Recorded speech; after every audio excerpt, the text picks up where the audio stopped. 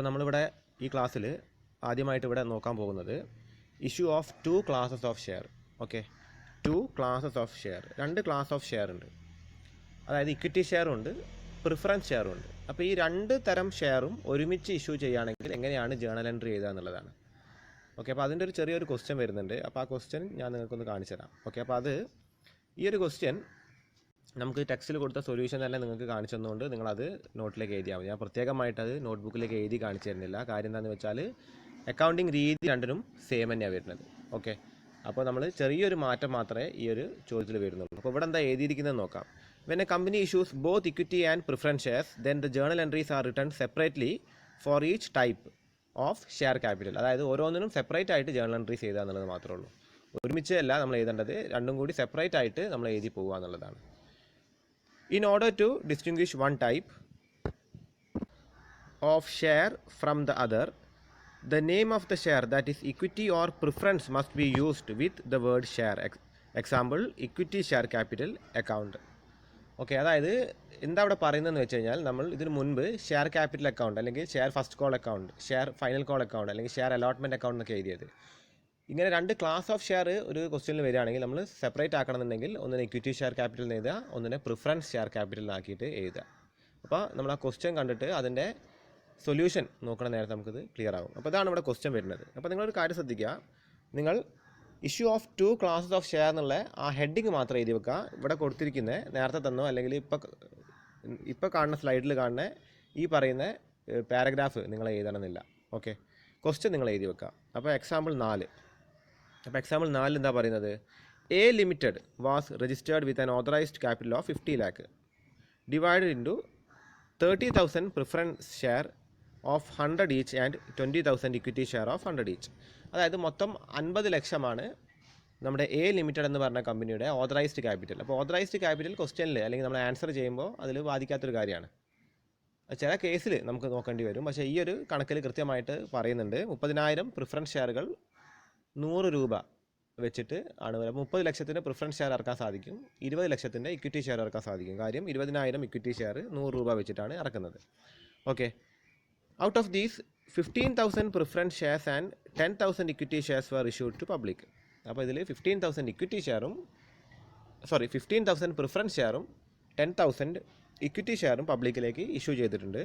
These shares were payable as under. അപ്പോൾ ഈ ഷെയറുകൾ എങ്ങനെയാണ് പേ ചെയ്യേണ്ടത്? അപ്പോൾ ഇതിൽ ആപ്ലിക്കേഷൻ പ്രിഫറൻസ് ഷെയറും ഇക്വിറ്റി ഷെയറിലും 30 രൂപയാണ്. അലോട്ട്മെൻറ്റ് പ്രിഫറൻസ് ഷെയർ 30 രൂപയാണ് വാങ്ങുന്നത്, അത് ഇക്വിറ്റി ഷെയർ 40 രൂപയാണ് വാങ്ങുന്നത്. ഫസ്റ്റ് കോള് എന്താണ്? First and final call preference share 40 ആണ്, അത് ഇക്വിറ്റി ഷെയർ 30 ആണ്. All these shares are paid in full pass journal entries. Okay, ഇതിൻ്റെ ജേണൽ എൻട്രീസ് പാസ് ചെയ്യാനാണ് പറയുന്നത്. അപ്പോൾ നമുക്കിതിൻ്റെ സൊല്യൂഷൻ നോക്കാം.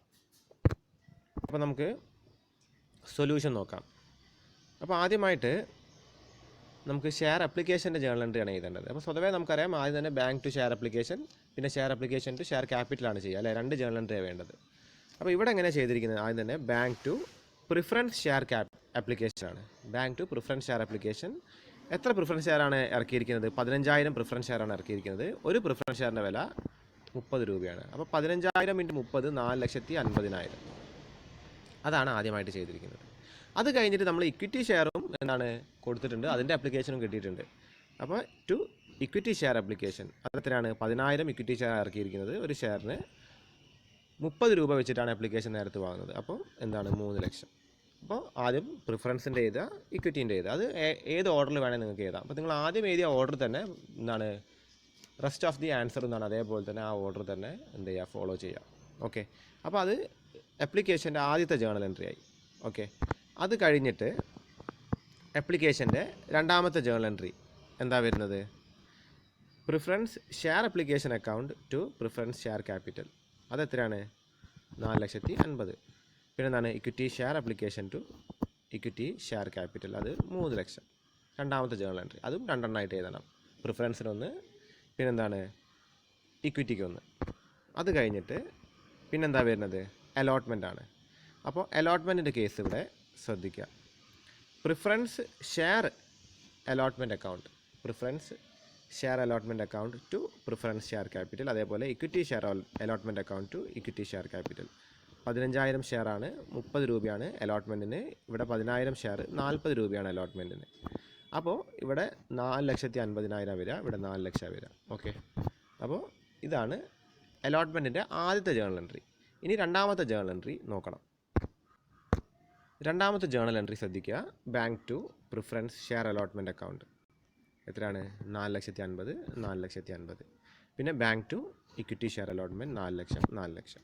ഓക്കെ, നറേഷനൊക്കെ നിങ്ങൾ കൃത്യമായിട്ട് എഴുതി വെക്കുക.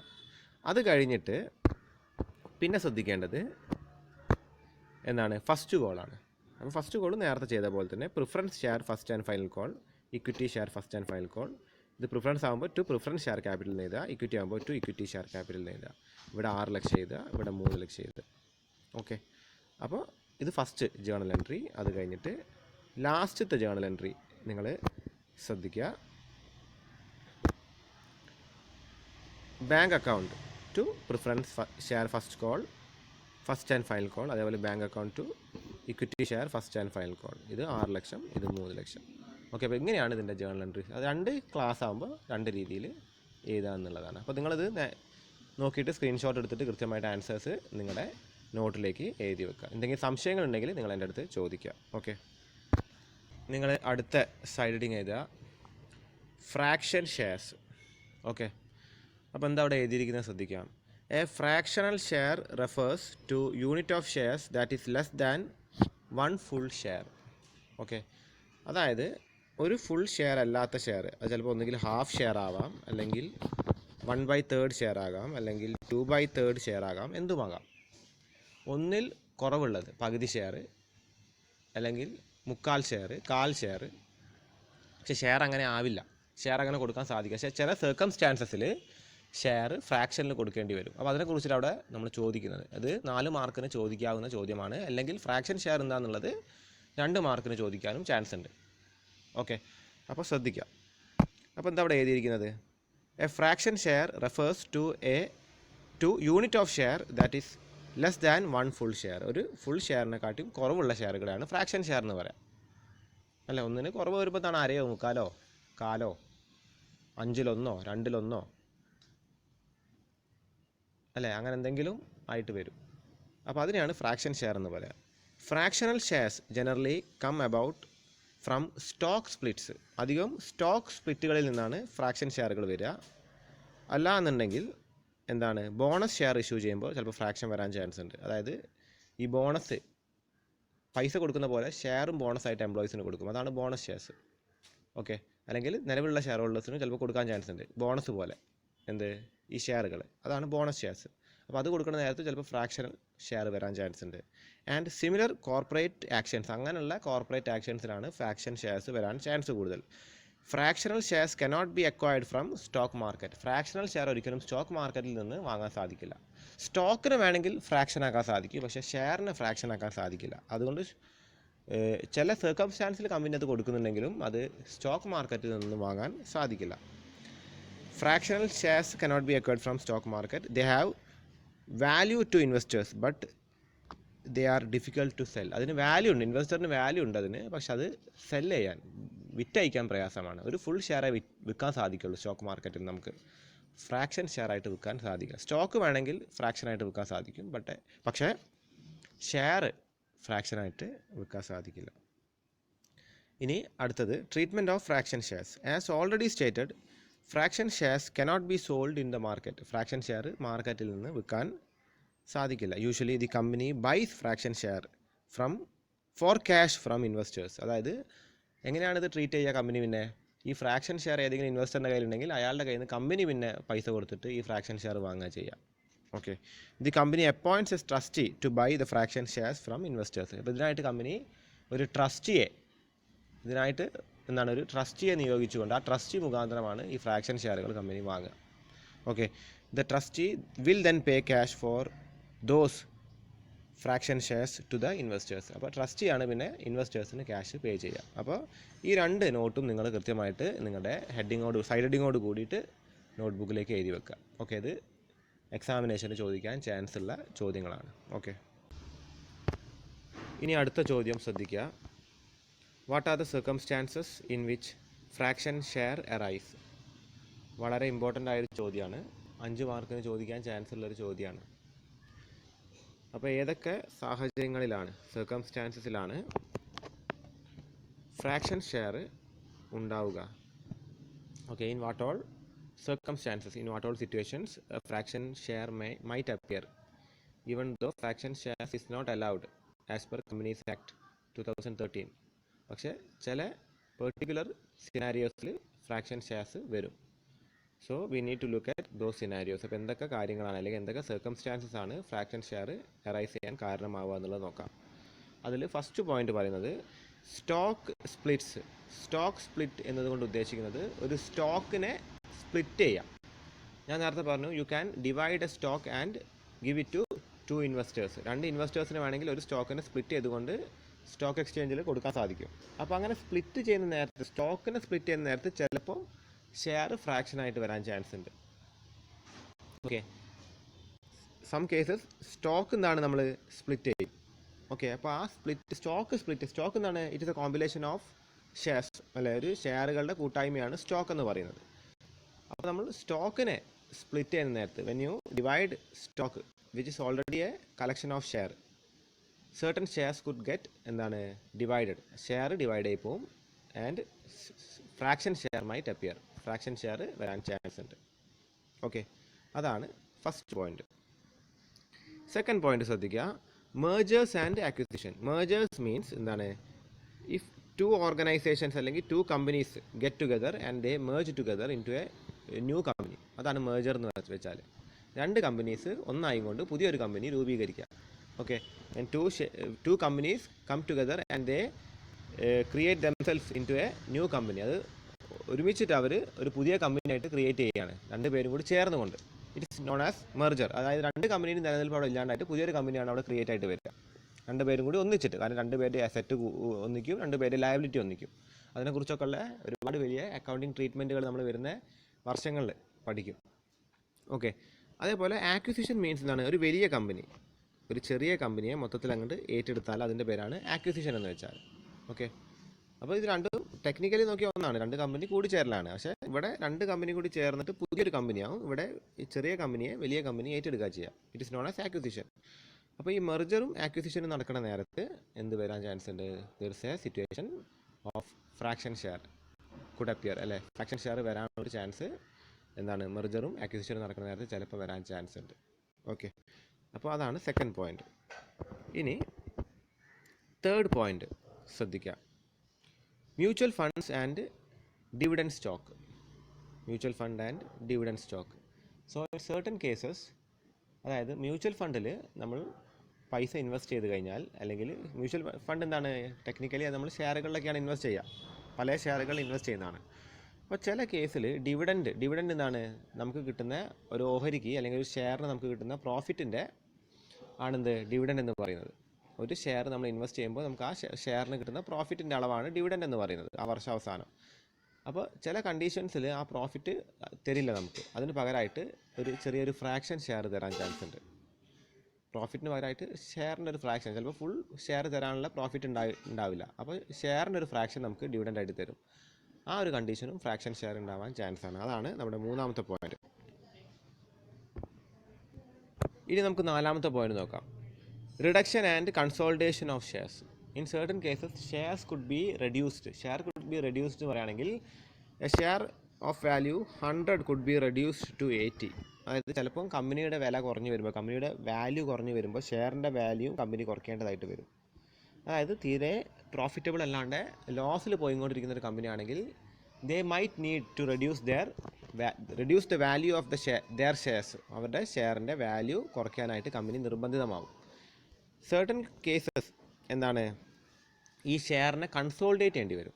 ചില ഷെയറുകൾ, അതായത് 100 ഷെയറിൻ്റെ അല്ലെങ്കിൽ 100 രൂപേൻ്റെ ഒരു 10 ഷെയറിനെയൊക്കെ കൺസോളിഡേറ്റ് ചെയ്തിട്ട് ഒരു ഷെയർ ആക്കേണ്ടി വരും. അപ്പോൾ കമ്പനിക്ക് മൊത്തത്തിൽ ഇപ്പോൾ ഒരു 110 ഷെയറുകളുണ്ട് അല്ലെങ്കിൽ 111 ഷെയറുകളുണ്ടെന്ന് വെക്കുക.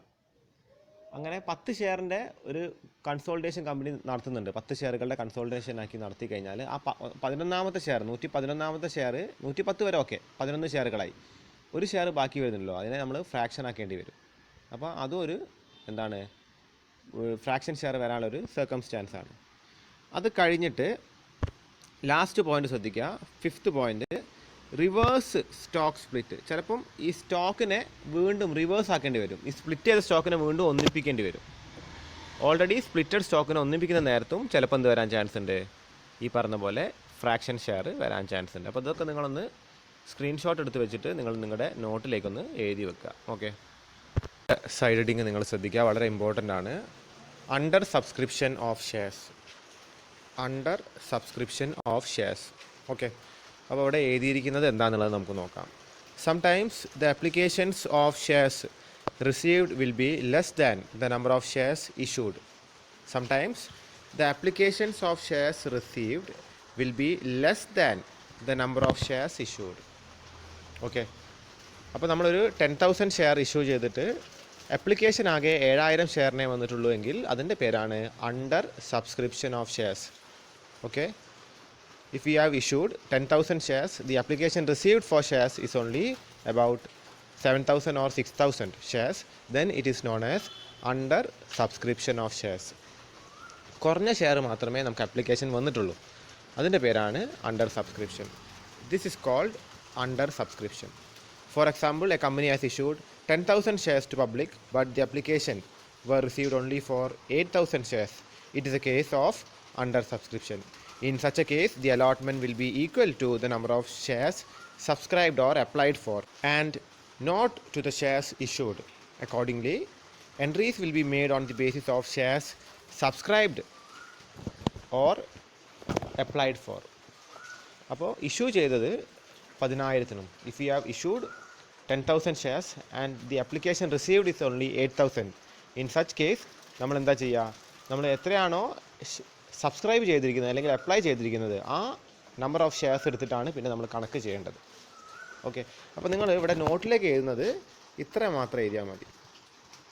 ഈ ഇത്രയും പോർഷൻ മാത്രം നിങ്ങൾ നോട്ടിലേക്ക് എടുത്ത് എഴുതിയാൽ മതി, ബാക്കി എക്സാമ്പിൾ നിങ്ങൾ എഴുതണമെന്നില്ല. ഓക്കെ, അണ്ടർലൈൻ ഞാൻ ഇപ്പോൾ മാർക്ക് ചെയ്ത് തന്നിരിക്കുന്ന ഇത്രയും പോർഷൻ മാത്രം നോട്ടിലേക്ക് എടുത്ത് എഴുതിയാൽ മതി. എക്സാമ്പിൾ വരുന്ന പോർഷൻ നിങ്ങൾ നോട്ടിലേക്ക് എഴുതണമെന്നില്ല. Okay, next side heading, over subscription of shares. അപ്പോൾ നമുക്ക് വളരെ ശ്രദ്ധിക്കേണ്ട ഒരു ടോപ്പിക്കാണ് ഈ ഓവർ സബ്സ്ക്രിപ്ഷൻ എന്ന് പറയുന്നത്. അപ്പോൾ നമ്മൾ നേരത്തെ കണ്ടത് അണ്ടർ സബ്സ്ക്രിപ്ഷനാണ്. അപ്പോൾ അണ്ടർ സബ്സ്ക്രിപ്ഷൻ എന്താണ്, നമ്മളൊരു ലിമിറ്റിൽ ഷെയർ ഇഷ്യൂ ചെയ്യുന്നു, ആ ലിമിറ്റിനെക്കാട്ടി താന്നിട്ടാണ് അല്ലെങ്കിൽ കുറഞ്ഞാണ് ഷെയർ സബ്സ്ക്രൈബ് ചെയ്യപ്പെടുന്നത് അല്ലെങ്കിൽ നമ്മളെടുത്താണ് അപ്ലൈ ചെയ്യുന്നത്. ഓക്കെ, അപ്പോൾ ആ ഒരു കണ്ടീഷനിൽ നമുക്കെന്താണ് എത്രയാണോ അപ്ലൈ ചെയ്തിരിക്കുന്നത് അത് എടുത്ത് വെച്ച് നമുക്കെന്താണ് കണക്ക് ചെയ്താൽ മതി. അല്ലേ, ഒരു 10,000 ഷെയർ ഇഷ്യൂ ചെയ്തു, 8,000 ഷെയറാണ് ആൾ വാങ്ങിയിരിക്കുന്നത്, 8,000 ഷെയറിൻ്റെ കണക്ക് മാത്രം എടുത്ത് ചെയ്താൽ, അല്ലേ, 8,000 ഇൻറ്റു എന്താണ് ആപ്ലിക്കേഷൻ മണി ചെയ്യുക, 8,000 into allotment money, 8,000 into first and final call, അത് മതി. എത്രയാണോ അപ്ലൈ ചെയ്തിരിക്കുന്നത് അത് മതി, അല്ലേ. പക്ഷേ ഓവർ സബ്സ്ക്രിപ്ഷൻ ആയി കഴിഞ്ഞാൽ, if you have issued shares of 10,000 and people have subscribed to 12,000 or 15,000 shares and we have to allot all of them, അങ്ങനത്തെ ഒരു കണ്ടീഷൻ വരികയാണെങ്കിലോ നമ്മൾ എത്രയാണോ ഇഷ്യൂ ചെയ്തിരിക്കുന്നത് അത് മാത്രമേ നമുക്ക് അലോട്ട് ചെയ്യാൻ പറ്റുള്ളൂ. പക്ഷേ ഈ എല്ലാവർക്കും നമ്മളത് ചിലപ്പോൾ ഷെയർ എന്താണ് ഒരു കണക്കിന് വെച്ചിട്ട് ഈ അപ്ലൈ ചെയ്തിരിക്കുന്ന എല്ലാവർക്കും ചില കണ്ടീഷൻസിൽ കമ്പനി എന്ത് ചെയ്യും, അലോട്ട്മെൻറ്റ് കൊടുക്കും. അങ്ങനത്തെ കണക്കുകൾ വരുന്നുണ്ട്. അത് വളരെ കോംപ്ലിക്കേറ്റഡ് ആയ കണക്കുകളാണ്. അപ്പോൾ അതിനെക്കുറിച്ചിട്ടാണ് നമ്മൾ ഇനിയിപ്പോൾ ഇത് മുതൽ നമ്മൾ നോക്കാൻ പോകുന്നത്. ഇപ്പോൾ ഈ ഒരു ചാപ്റ്ററിൻ്റെ ഏറ്റവും കോംപ്ലിക്കേറ്റഡ് ആയിട്ടുള്ളൊരു പോർഷനാണത്. അപ്പോൾ ആ ഒരു കണ്ടീഷൻ ആണ് ഇവിടെ സൂചിപ്പിക്കുന്നത്. അപ്പോൾ എന്താ അവിടെ എഴുതിയിരിക്കുന്നത് നോക്കാം. Sometimes the applications for shares received will be more than the number of shares issued. Okay, if you have issued a certain number of shares and the application received is more than that, that is known as over subscription of shares. This is called over subscription. Thus, over subscription means receiving excess application of shares over shares issued by the company. കൂടുതലായിട്ട് ആൾക്കാർ subscribe ചെയ്യുക. Generally, it happens when a company has good reputation and goodwill and popular in public. If a company has a popular image and has a great goodwill among the public, they might apply in large numbers when a company issues its shares. അപ്പോൾ ആ ഒരു കണ്ടീഷനിലാണ് ഇത് വരിക. Okay, the company can allot shares only up to the number of shares issued. In other words, when there is over subscription, it is not possible to issue shares to all applicants. അപ്പോൾ അങ്ങനെ പറയുന്നു. അതായത് നമുക്ക് over subscription ഉണ്ടെങ്കിൽ company can only issue to the limit to which it has issued. But in certain cases, company will do a thing called pro rata allotment. അതിനെക്കുറിച്ച് നമുക്ക് എന്താണ് class അല്ലെങ്കിൽ നമ്മൾ കണക്ക് ചെയ്യുന്ന നേരത്തെ നമുക്ക് അതിനെക്കുറിച്ച് കൂടുതൽ കാണാം. അപ്പോൾ അങ്ങനത്തെ ഒരു കണക്ക് ഇതിൽ വരാൻ ചാൻസ് ഉണ്ട്. ഓക്കെ, അപ്പോൾ ഇതിൽ നിങ്ങൾ ചെയ്യേണ്ടത് ഫസ്റ്റ് 2 ലൈന്, അതായത് ഇവിടെ വരെ മാത്രം എഴുതി വെച്ചാൽ മതി തിയറി ആയിട്ട്. ഓക്കെ, ശ്രദ്ധിക്കുക. In case of over subscription, board of directors has 3 options. Okay, and those 3 options are: the first option is full allotment to applications equal to the number of shares issued and totally reject the excess application. The first option is totally reject whatever excess application come, you can totally reject it and refund the money. അതായത് എത്രയാണോ excess ആയിട്ട് application മണി വന്നിരിക്കുന്നത് അത് മൊത്തമായിട്ട് reject ചെയ്യുക, ആ share ഹോൾഡേഴ്സിൻ്റെ application മണി തിരിച്ചു കൊടുക്കുക. നമ്മുടെ ലിമിറ്റ് മാത്രം നമ്മൾ എന്ത് ചെയ്യുക, അലോട്ട് ചെയ്യുക. നമ്മുടെ ലിമിറ്റ് എത്രയാണോ, നമ്മൾ എത്രയാണോ നമ്പർ ഓഫ് ഷെയർസ് ഇഷ്യൂ ചെയ്തിരിക്കുന്നത് അത്രയും നമ്മൾ അലോട്ട് ചെയ്യുക. ബാക്കി എക്സസ് ആയിട്ട് വന്ന എല്ലാ എമൗണ്ടും റീഫണ്ട് ചെയ്യുക. റീഫണ്ട് ചെയ്യാച്ചാൽ കാശ് തിരിച്ചു കൊടുക്കുക. ഓക്കെ, അതാണ് ഫസ്റ്റ് ഓപ്ഷൻ. സെക്കൻഡ് ഓപ്ഷൻ എന്താണ്? Proportionate or pro rata allotment to applicants. Pro rata allotment ഞാൻ നേരത്തെ പറഞ്ഞിട്ടുണ്ടായിരുന്നു. അതായത് ഇപ്പോൾ 10,000 ഷെയർസ് ഇഷ്യൂ ചെയ്തു, നമുക്ക് 12,000 ഷെയർ ലഭിച്ചു, അതിൻ്റെ ആപ്ലിക്കേഷൻ കിട്ടി. അപ്പോൾ നമ്മളത് പ്രോറാറ്റ അലോട്ട്മെൻറ്റിലേക്ക് നമ്മൾ മാറ്റുക. പ്രോറാറ്റ അലോട്ട്മെൻറ്റ് എന്ന് വെച്ചാൽ ഒരു ഫ്രാക്ഷൻ ആയിട്ടുള്ള എമൗണ്ട് എടുത്ത് ആപ്ലിക്കേഷനിലേക്ക് ഇടുക, അഡീഷണൽ ആയിട്ട് വന്ന എമൗണ്ട് എടുത്തിട്ട് അലോട്ട്മെൻറ്റിലേക്ക് ഇടുക. അത് നമ്മൾ കണക്ക് ചെയ്യുന്ന നേരത്താണ് കൃത്യമായിട്ട് മനസ്സിലാവുക. ഓക്കെ, അപ്പോൾ നമുക്കിവിടെ ഫസ്റ്റ് കേസിൻ്റെ കണക്ക് ഒന്ന് പരിചയപ്പെടാം. ഓക്കെ, അത് നോക്കാം. സെക്കൻഡ് കേസും തേർഡ് കേസും നമുക്ക് അടുത്ത ക്ലാസ്സിൽ നോക്കാം. അത് കുറച്ച് വിശദമായിട്ട് ഞാൻ ചെയ്ത് തന്നെ നിങ്ങൾക്ക് കാണിച്ചു തരാം. ഓക്കെ, ഫസ്റ്റ് കേസ് ഞാനിപ്പോൾ ജസ്റ്റ് നിങ്ങൾക്ക് അതിൻ്റെ ഒരു ക്വസ്റ്റ്യൻ തരാം, അതിൻ്റെ ആൻസർ സൊല്യൂഷൻ തന്നെ ഞാൻ നിങ്ങൾക്ക് നേരത്തെ കാണിച്ചു തന്ന പോലെ അത് കാണിച്ചു തരാം. അത് നിങ്ങൾക്ക് വളരെ എളുപ്പമായിരിക്കും. ആ സൊല്യൂഷൻ നോക്കിയിട്ട് നിങ്ങളത് നോട്ടിലേക്ക് പകർത്തി എഴുതിയാൽ മതി. ഓക്കെ, ഇനി തേർഡ് ഓപ്ഷൻ എന്താ പറയുന്നത്? Combination of the above 2 options. മുകളിൽ കൊടുത്തിരിക്കുന്ന 2 ഓപ്ഷൻ്റെയും കൂടി കോമ്പിനേഷനാണ് എന്ത് പറയുന്നത്? Third option. അതായത് കുറച്ച് നമ്മൾ റീഫണ്ട് ചെയ്യുക, കുറച്ച് പ്രോറാറ്റ അലോട്ട്മെൻറ്റ് പ്രകാരം ഒരു ഫ്രാക്ഷനായിട്ട് നമ്മൾ ചെയ്യുക. ഓക്കെ, അപ്പോൾ ഇത് സെക്കൻഡും തേർഡും നമുക്ക് അടുത്ത ക്ലാസ്സിൽ കണക്ക് ചെയ്യാം. ഫസ്റ്റ് കേസിൻ്റെ കണക്ക് നോക്കാം. ഓക്കെ, അപ്പോൾ ഫസ്റ്റ് ഓപ്ഷനെ കുറിച്ചിട്ടാണ് പറയുന്നത്. When directors decide to accept the application equal to the number of shares issued or offered and reject totally the excess application, then the application money received on rejected applications are refunded. അതായത് application മണിയിൽ excess വന്ന amount നമ്മൾ refund ചെയ്യുക. അതിൻ്റെ journal എൻട്രിയാണ് ഇവിടെ കൊടുത്തിരിക്കുന്നത്, share application to bank account. Okay, അപ്പോൾ ഇതൊന്നും നിങ്ങൾ നോട്ടിലേക്ക് എഴുതണ്ട. ഇതൊന്നും നിങ്ങൾ നോട്ടിലേക്ക് എഴുതേണ്ട ആവശ്യം വരുന്നില്ല. ഓക്കെ, ഒന്ന് നിങ്ങൾ നോക്കി വെച്ചാൽ മാത്രം മതി. ഇതൊന്നും എഴുതിയിട്ട് ടൈം വെറുതെ കളയേണ്ട ആവശ്യം വരുന്നില്ല. ഓക്കെ, അപ്പോൾ നമുക്ക് ഇനി മെല്ലെ ചോദ്യത്തിലേക്ക് കടക്കാം. Example 5. A Limited has an authorized capital of ₹5 lakh divided into shares of ₹10 each. So the authorized capital or the maximum number of amount A Limited can raise through share is ₹5 lakh. Okay, so the amount of each share is ₹10. So the number of shares or the maximum number of shares A Limited can issue is 50,000. 5 lakhനെ 10 കൊണ്ട് divide ചെയ്താൽ മതി അല്ലേ. Amount 5 lakh ആണ് A Limited maximum share issue ചെയ്തിട്ട് ഇറക്കാൻ സാധിക്കുക. ഒരു ഷെയറിൻ്റെ വില 10 രൂപയാണ്. അപ്പോൾ 50,000 ഷെയർ A Limitedന് കിട്ടും. പക്ഷേ നമ്മുടെ കണക്കുമായിട്ട് ബന്ധപ്പെട്ട് വലിയ ഇമ്പോർട്ടൻസ് ഇല്ലാത്തൊരു ഇൻഫർമേഷനാണത്, അധിക പക്ഷം. ഓക്കെ, ഈ ഓതറൈസ്ഡ് ക്യാപിറ്റൽ അധികം കണക്കിൽ കൊടുക്കും. എപ്പോഴും ഓതറൈസ്ഡ് ക്യാപിറ്റലിലെ കണക്കൊന്നും നമ്മൾ ജേണൽ എൻട്രിയിൽ എഴുതുന്നില്ല. Okay, the company issued 20,000 shares at par. ഇത് വളരെ ഇമ്പോർട്ടൻ്റ് ആണ്. Company has issued 20,000 shares. Okay, അപ്പോൾ application should be up to ₹20,000. അപ്പോൾ അതിൽ താഴെ ആപ്ലിക്കേഷൻ വന്നു കഴിഞ്ഞാൽ, അതിൽ താഴെ വന്നാൽ നമുക്ക് കൊടുക്കാൻ സാധിക്കും. അതിന് മുകളിൽ വന്നു കഴിഞ്ഞാൽ കമ്പനി കുറച്ച് ബുദ്ധിമുട്ടിലേക്ക് പോകും. ഓക്കെ, അപ്പോൾ ഈ 3 ഓപ്ഷൻ, നമ്മൾ നേരത്തെ കണ്ട 3 ഓപ്ഷൻ കമ്പനി സ്വീകരിക്കേണ്ടതായിട്ട് വരും. ഇവിടെ നമ്മൾ ഫസ്റ്റ് ഓപ്ഷനാണ് സ്വീകരിക്കുന്നത്, which is payable as follows. On application it is ₹3. Application നേരത്തെ 3 രൂപയാണ് കമ്പനി വാങ്ങുന്നത്. On allotment ₹2. On first call ₹2.5, ₹2.50. On final call ₹2.50 ഇങ്ങനെയാണ് കമ്പനി വാങ്ങുന്നത്. Applications were received for 25,000 shares. അപ്പോൾ 20,000 ആണ് ഇഷ്യൂ ചെയ്തിരിക്കുന്നത്, റിസീവ് ചെയ്തിരിക്കുന്നത് 25,000. എക്സസ് എത്ര വന്നു?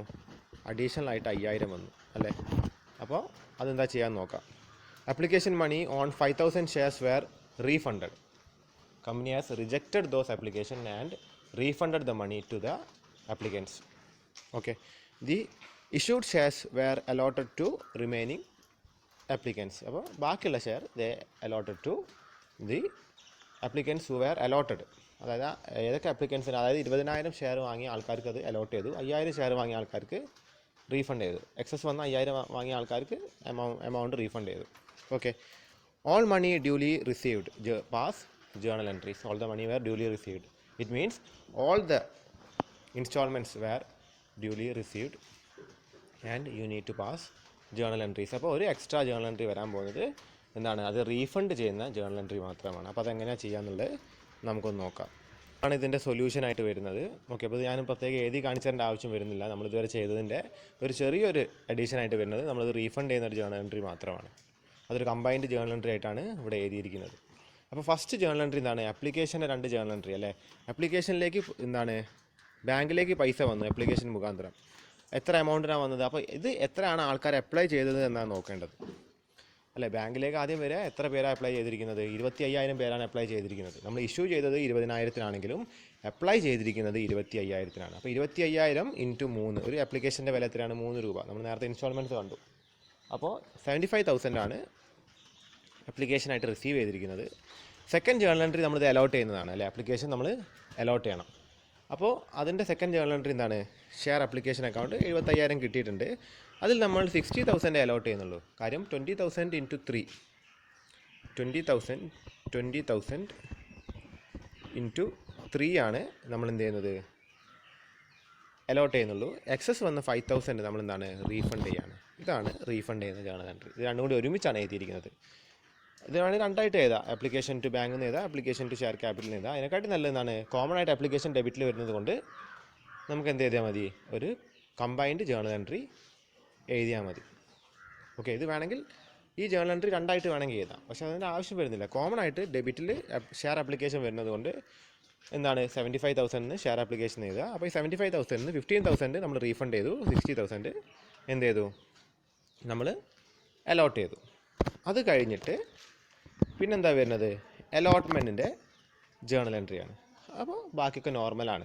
കാര്യം എന്താണെന്ന് വെച്ചാൽ 20,000 2 രൂപ ആണ് ഒരു അലോട്ട്മെൻറ്റിൻ്റെ വില അല്ലേ? അപ്പോൾ 40,000 രൂപ അലോട്ട്മെൻറ്റിൽ എന്താണ് ഡ്യൂ ആയി, അത് 40,000 രൂപ കിട്ടി. അലോട്ട്മെൻറ്റിൻ്റെ 2 ജേണൽ എൻട്രി. അത് കഴിഞ്ഞിട്ട് ഫസ്റ്റ് കോളിൻ്റെ അതൊന്നാണ് 20,000 കണക്ക് തന്നെ പിന്നെ ചെയ്യേണ്ടത്. കാര്യം നമ്മൾ ബാക്കി ആദ്യം എക്സസ് നമ്മളെ എന്താണ് റീഫണ്ട് ചെയ്താണ്. ഇത് 2 ജേണൽ എൻട്രി 50,000 വരും. 2.5 × 20,000. ഓക്കെ. അത് കഴിഞ്ഞിട്ട് ഫൈനൽ ജേണൽ എൻട്രി അല്ലേ?